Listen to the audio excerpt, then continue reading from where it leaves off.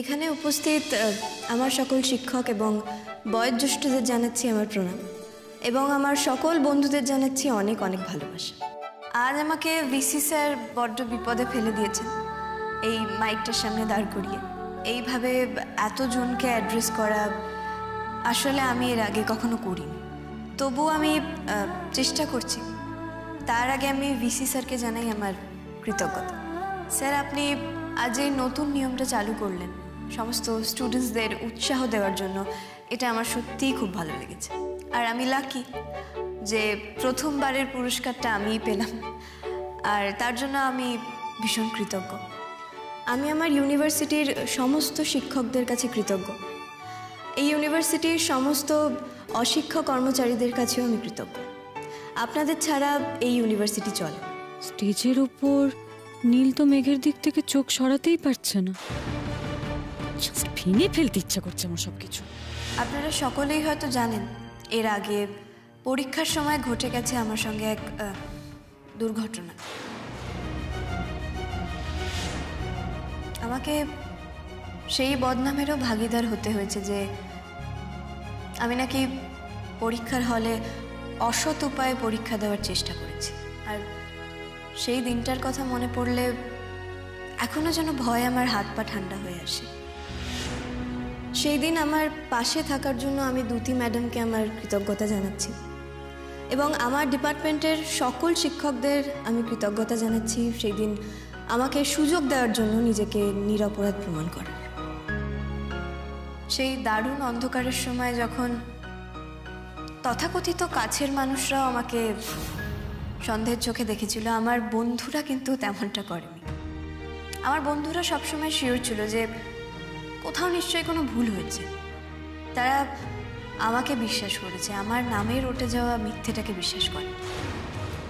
আমি আমার সেই বন্ধুদের কাছে চিরকাল কৃতজ্ঞ থাকব। আর একজন যে আমার জীবনের ধ্রুবতারা, আমাকে নিঃশর্তভাবে বিশ্বাস করে, সে হলো আমার বাপি। আমার জীবনের সবথেকে বড় শিক্ষক হলো আমার জীবনের হাজারো প্রতিকূলতা। প্রতিকূলতা আমাকে শিখিয়েছে তাকে চ্যালেঞ্জ হিসেবে নিতে এবং আবার এগিয়ে যেতে। আমি রবি ঠাকুরের একটি লাইন দিয়ে শেষ করতে চাই, যে কেহ মোরে দিয়েছ সুখ, দিয়েছ তারই পরিচয়, সবারই আমি নই। মেঘ, একটা অনুরোধ আছে। তোমার গানের কথা আমি অনেকের কাছে শুনেছি, কিন্তু আমার তোমার গান শোনা হয়নি। হয়তো আমার মতো অনেকেরই হয়নি। তুমি আমাদেরকে একটা গান শুনিয়ে দাও, তারপরেই তোমার ছুটি। হয়ে গেল। আমাদের ভিসি স্যার মেঘকে একটা গান গাওয়ার জন্য অনুরোধ করেছেন। আশা করি আমরা সকলেই মেঘের কাছ থেকে একটা গান শুনতে পাবো। মেঘ, আজকে একটা গান হয়ে যাক।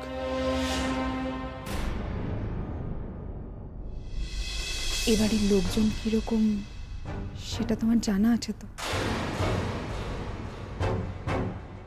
আমি কি জানি, আমি তো কাজের লোক। ওরা কি টাকা দিয়ে তোমার মুখ বন্ধ করে রেখেছে যাতে তুমি বাইরে কাউকে কিছু না বলো? সে কি কথা হচ্ছিল দুজনের? আমি কিছু বলিনি ম্যাডাম, আমি কিছু বলিনি। আচ্ছা, কিছু বলিনি কি? মানে তুই যদি কিছু বলিসও আমি কি তোকে মেরে ফেলবো না কেটে ফেলবো? অত ভয় পাচ্ছিস কেন?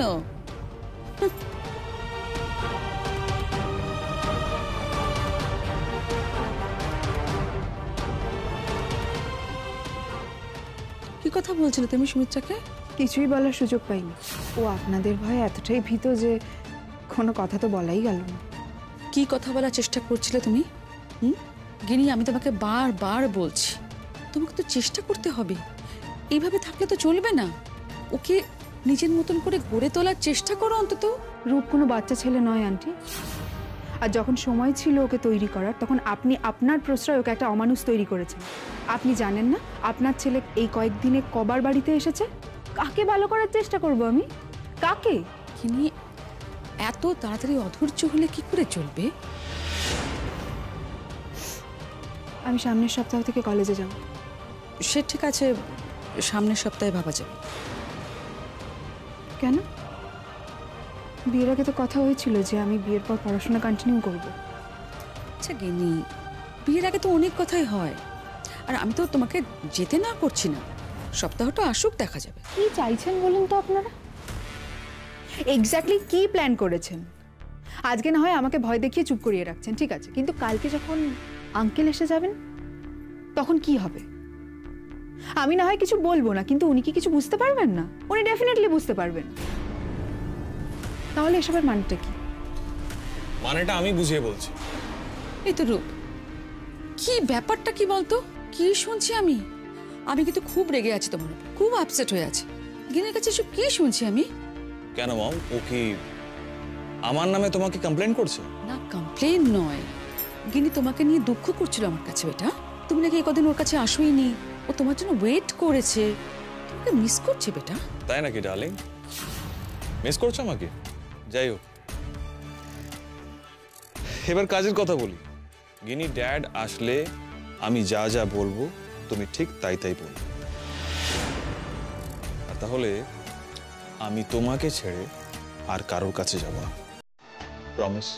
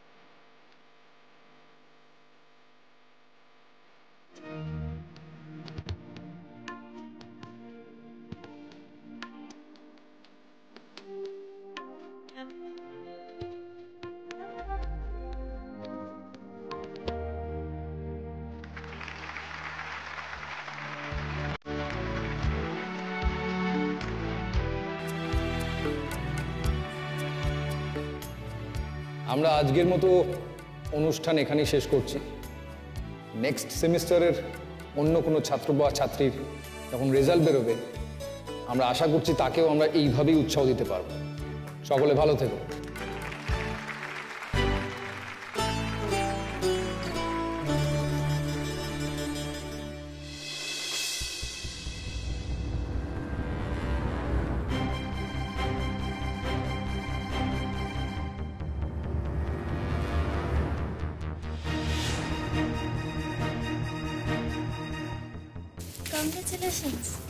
দারুণ বলেছিস কিন্তু তুই, আর দারুণ গেয়েছিস।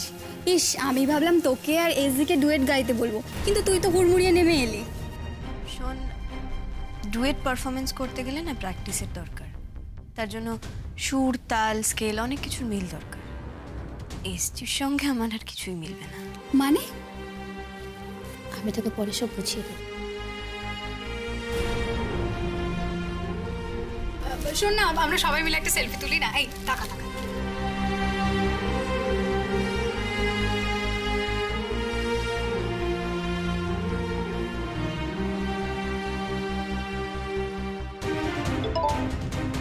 হাস একটু।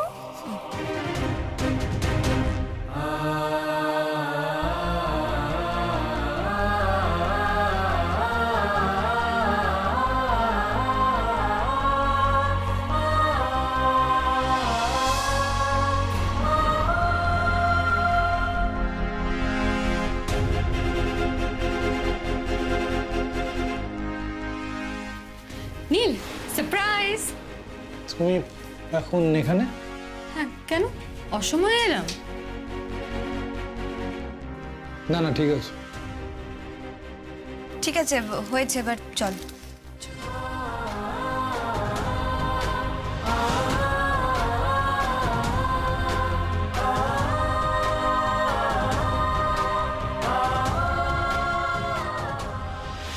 কি করতে হবে আমাকে? বলছি বলছি, যেটা বলবো মাথা ঠান্ডা করে শুনবে। আমি যা যা বলবো এক্স্যাক্টলি ড্যাডকে সেইগুলোই বলবে। ড্যাড তোমাকে পছন্দ করে, তুমি যা বলবে ড্যাড সেটা শুনবে। তোমাকে যেভাবে হোক, কিভাবে আমি জানিও না, জানতেও চাই, ড্যাডকে কনভিন্স করতে হবে যে ড্যাডের সব কিছুর অর্ধেকটা আমার নামে লিখে দিতে হবে, বুঝলে? তার মানে? কেন, মানেটা বুঝতে অসুবিধা হলো? আমি তো পরিষ্কার বাংলাতেই বললাম। মম, আমি কি না বোঝার মতো কিছু বললাম? অসম্ভব, আমি কিছুতেই করব না এটা, কিছুতেই না। একদম চুপ। হ্যাঁ, না শব্দটা আমি শুনতে পারি না, তোমার মুখ থেকে না শব্দটা আমি শুনবো না। আমি যেটা বলবো তুমি সেটা করবে, আর না করলে কি রূপ? না করলে কি করবে তুমি? আমি আঙ্কেলকে বলে দেবো তোমরা আমার সঙ্গে কি করেছো, তুমি কি করেছো আমার সঙ্গে। তখন আঙ্কেল তোমাকে বাড়ি থেকে বের করে দেবে। রূপ, বড্ড কথা হয়েছে, বড্ড কথা হয়েছে তোমার, তাই না? সব কথা আমি এখনই বের করব। মা ছাড়ো আমাকে। ওকে ছাড় বলছি, মাথা খারাপ হয়ে গেছে নাকি তোর? চল চল বলছি। আমি কিছুতেই করব না তোমরা যেটা বলছো, আমি কিছুতেই করব না। তোমরা পারবে না আমাকে দিয়ে যা খুশি তাই করিয়ে নিতে, কিছুতেই না। আমি আঙ্কেলকে বলে দেবো তোমরা আমার সঙ্গে কি করছো। আমি আঙ্কেলকে সব বলে দেবো। এসো। মম ছাড়ো আমাকে। তুমি মম ছাড়ো আমাকে। চুপ করো। কেন নিয়ে এলে আমাকে? আজ না মেয়েটাকে আমি বুঝিয়ে দেবো। রূপ, মম এখানে দাঁড়াও, চুপ। কিচ্ছু করবে না তুমি আজকে, কিচ্ছু না। শোনো, কালকে তোমাদের ওই বাড়িতে যাওয়া, এর মধ্যে তুমি যা যা করেছো সেই ড্যামেজ কন্ট্রোল তোমাকে করতে হবে। মম আমি, হ্যাঁ, আর গিনি ওই বাড়িতে জানি কোনোভাবে মুখটা না খুলে তার ব্যবস্থা করতে হবে। রূপ, আরে মম, আমি কি সবসময় ওর সঙ্গে সঙ্গে থাকবো নাকি? ও কোথায় যাবে, কি করবে, কার সাথে কথা বলবে, কাকে কি বলবে, আমি কি করে বুঝবো? মম মম, আমি একটা কথা বলি, কালকে এই যাওয়াটা প্লিজ ক্যান্সেল করে দাও। ইম্পসিবল, সেটা কিছুতেই হবে না। রূপ, তাতে সন্দেহটা আরো বেশি করে বাড়বে। আর ওরা যদি এই বাড়িতে চলে আসে তখন কি হবে? রূপ, আমি কোনো কমপ্লিকেশন চাই না। আর শোনো, ওই বাড়িতে গিয়ে তোমার অ্যাবসেন্সে ও যাতে কোনোভাবেই মুখটা না খুলে তার ব্যবস্থা তোমাকেই করতে হবে, বুঝেছো? আমি শোনো রূপ, গিনি যখন স্নান টান করে ফ্রেশ হয়ে রাত্রে শুতে যাবে, তখন তুমি ওকে কাছে ডেকে বলবে, ওকে বোঝাবে। দেখো, তোমার যে এই অসহায় অবস্থা, এটা তুমি ওকে বলো, ওকে কনভিন্স করো, ওকে বোঝাও যে ও ছাড়া কেউ তোমাকে এই সময় হেল্প করতে পারবে না, বুঝেছো? প্যাচ আপ করে নাও বেটা, প্যাচ আপ করো। আর শোনো, গিনির কিন্তু শোয়ার আগে স্নান করার হ্যাবিট আছে, জানো তো?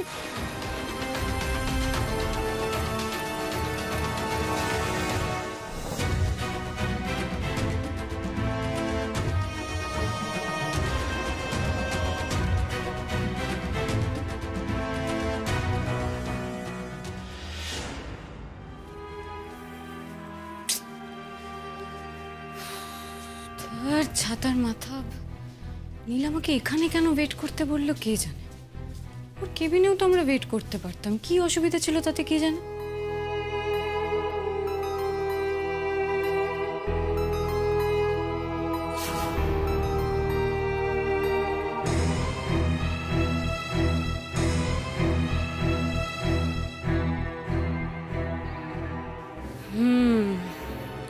নীল, তুমি এখনো আমার থেকে লুকিয়ে মেঘের পিছু পিছু?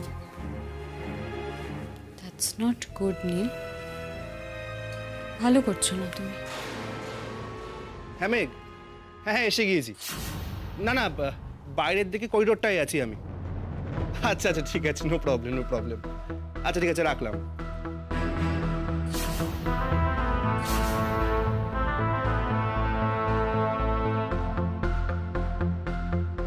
ওয়ান্ডারফুল নীল, জাস্ট ওয়াও।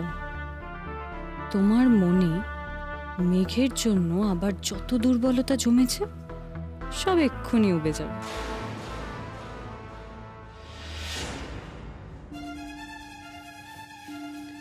ও নীল, হাই, এসে গেছো তুমি। কি ব্যাপার, তোমাকে এরম লাগছে কেন? এতটা টায়ার্ড আর এক্সস্টেড? আমি হলেও দেখলাম, এখনো দেখছি কিরম বিক্ষিপ্ত হয়ে আছো। কিছু না, এমনি। আমি জানি তোমার এরম কেন হচ্ছে, আই ক্যান গেস।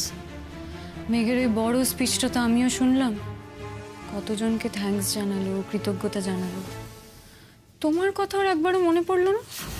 আমি মেঘের ধন্যবাদ পাওয়ার জন্য বসিনি, আর তাছাড়াও তো টিচারদের থ্যাঙ্কস দিয়েছে, আমি তো তাদের মধ্যেই পড়ি। নীল, তুমি মহান হতে পারো, আমি না। ওই স্টেজে দাঁড়িয়ে তুমি ওর সামনে দাঁড়িয়ে আছো, এরকম সময় তোমাকে মেনশন না করাটা একটা বদমাইশি, তোমাকে ইচ্ছে করে অপমান করা এটা। ছাড়ো, ওর অহংকারটা একটু বেশি হয়ে গেছে, তবে সেটা ঘটার মতো কারণও ঘটেছে। এই অহংকারই ওকে একদিন টেনে নামাবে। নীল, ও তোমাকে ডিফাই করার জন্য, অপমান করার জন্য আরও কিছু জিনিস করে চলেছে, সেটা বোধহয় তুমি দেখো। যেমন যেমন আমার মনে হচ্ছে তুমি ওদিকটা ঠিকভাবে খেয়াল করো না।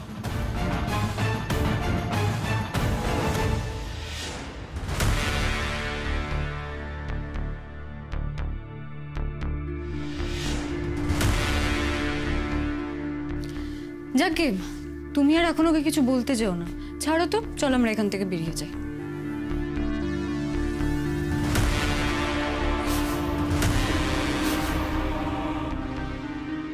নীল, নীল,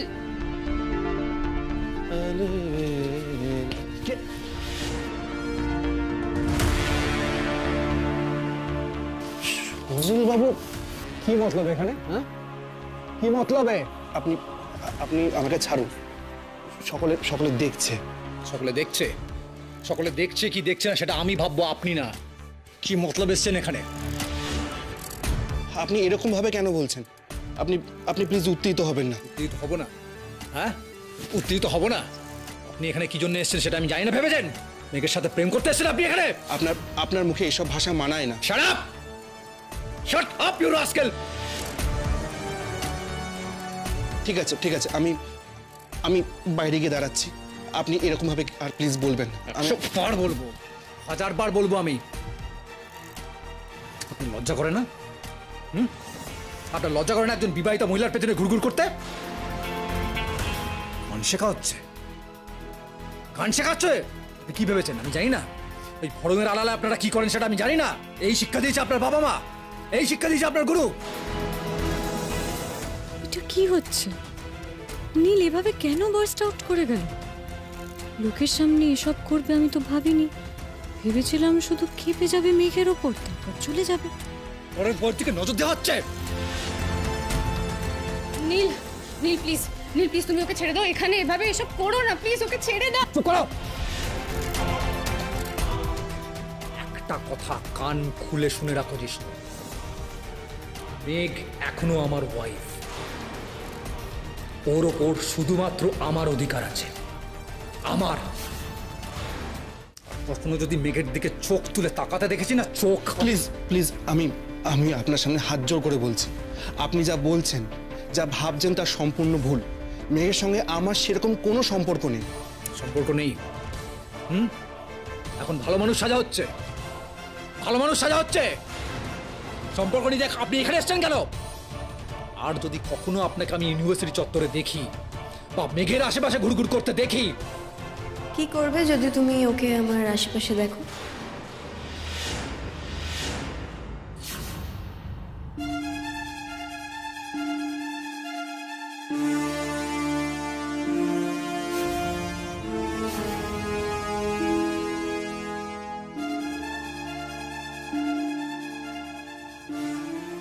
কি করবে যদি তুমি ওকে আমার আশেপাশে দেখো, বলো? মেঘ, তুমি কিন্তু একে লাই দিও না। বাজে ছেলে, তুমি ওকে দেখে বুঝতে পারছো না এটা লুম্পেন? কে বদ আর কে লুম্পেন সেটা তাকে দেখে বোঝা যায় না, তার ব্যবহারে প্রমাণ পায়। মেঘ, তুই এটা কি বলছিস? তুই এই ছেলেটাকে এখানে ডেকে... দিদি ভাই, এসবের মধ্যে যদি তুই কথা না বলিস না তাহলেই ভালো হয়। আর জিষ্ণু, আই এম সরি, আমি তোমাকে এখানে ডেকেছিলাম, আমার জন্য অপেক্ষা করতে বলেছিলাম, তার জন্য তোমাকে এত অপমানিত হতে হলো। আমি আমার টিচারের তরফ থেকে তোমার কাছে ক্ষমা চাইছি। মেঘ, তুমি কিন্তু বড্ড বাড়াবাড়ি শুরু করেছো। বাড়াবাড়িটার রেজাল্ট বেরোনোর দিন থেকে কে করছে? প্রফেসর গাঙ্গুলি। এখানে না অনেকেই আমাদের সম্পর্কের ব্যাপারে সবটা জানে না, তাই জন্য অনেক অকারণ পরিস্থিতি তৈরি হচ্ছে। তাই জন্য সবাইকে বলে রাখি যে আমার প্রফেসর গাঙ্গুলির সঙ্গে একবার বিয়ে হয়েছিল, এটা যেমন সত্যি তেমন আমাদের ডিভোর্সও হতে যাচ্ছে, এটাও একটা সত্যি।